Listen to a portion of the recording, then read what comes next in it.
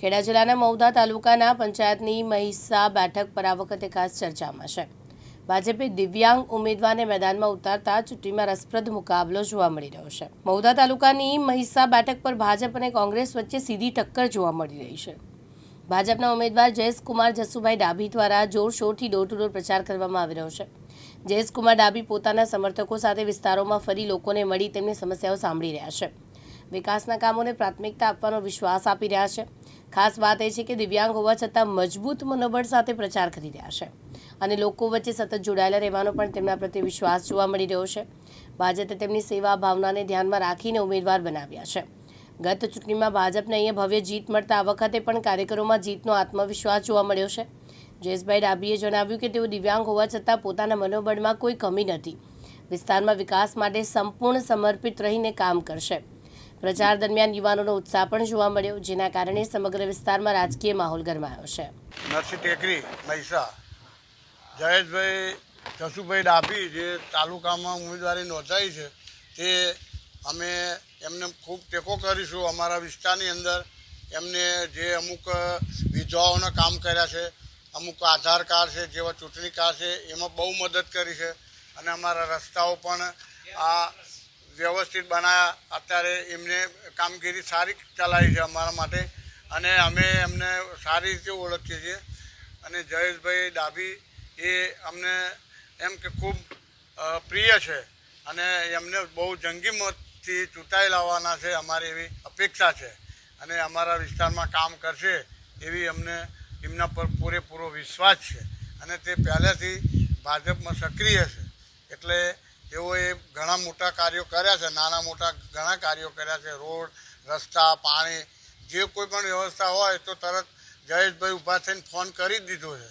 એટલે એમને ઘણા બધા સારા કાર્યો કર્યા છે અને અમે એમને ચૂંટાઈ લાવીશું, બહુમતીથી જંગીથી ચૂંટાઈ લાવીશું। હાલની અંદર જે પાર્ટીએ વિશ્વાસ રાખીને મને ટિકિટ આપી તે બદલ હું આ પાર્ટીને હું ખૂબ ખૂબ આભાર વ્યક્ત કરું છું અને હાલની અંદર જે મેં મારા રીતે કામ કર્યા છે અને મારા દિવ્યાંગના લીધે મેં મારા કે દિવ્યાંગ એવા હોય તે નથી કામ કરવાથી તોય મેં મારે મક્કમ રાખીને અને મેં મારી રીતે બધાના કામ કર્યા છે તે બદલ મને પાર્ટીએ ટિકિટ આપી તે બદલ પાર્ટીને વિશ્વાસ વ્યક્ત કરું છું અને હાલની અંદર અમે લોકોના આધાર કાર્ડ, રેશન કાર્ડ કે ગેસની બોટલ કે આવાસથી મળીને સદંતર બધા લોકોનું મેં અડધી રાતે કામ કર્યું છે।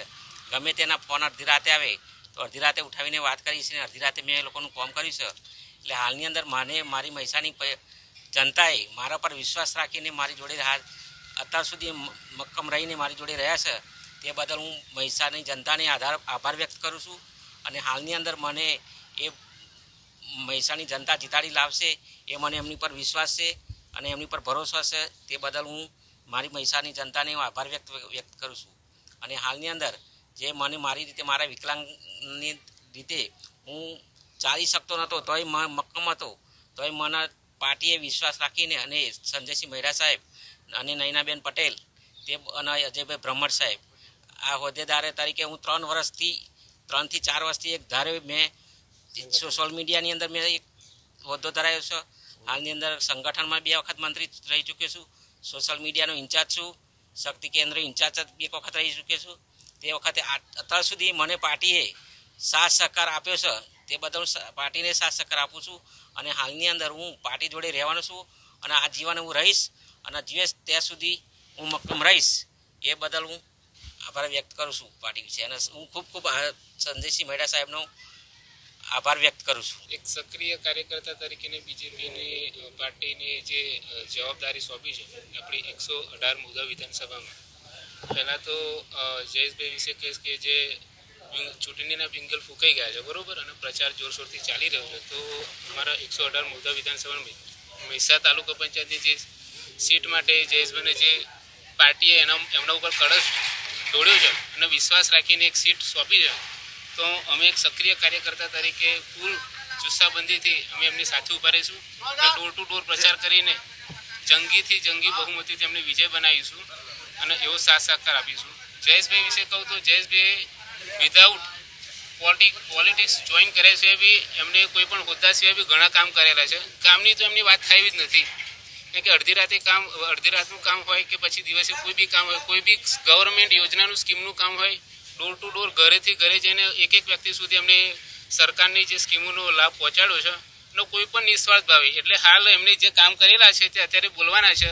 એકચ્યુઅલી કહેવા જવું તો એમને કંઈ ડોર ટુ ડોર પ્રચાર કરવાની જરૂર નથી. એ સિવાય પબ્લિક એમને જીતાડી લાવવાની છે અને આગામી સમયની અંદર જો એ જંગી બહુમતીથી જીતીને આવશે તો એમનું કામની અંદર બી બહુ જોરદાર પ્રદર્શન રહેશે અને દરેક જણને એ કામ કરી આપશે. અને અમે બધા એક સક્રિય કાર્યકર્તા, દરેક કાર્યકર્તા એમને ખભેથી ખભો મિલાવીને એમની સાથે રહીશું અને જંગી બહુમતી જીતાડીશું. જિગ્નેશ સોડા, દિવ્યાંગ ન્યૂઝ, મહુધા, ખેડા.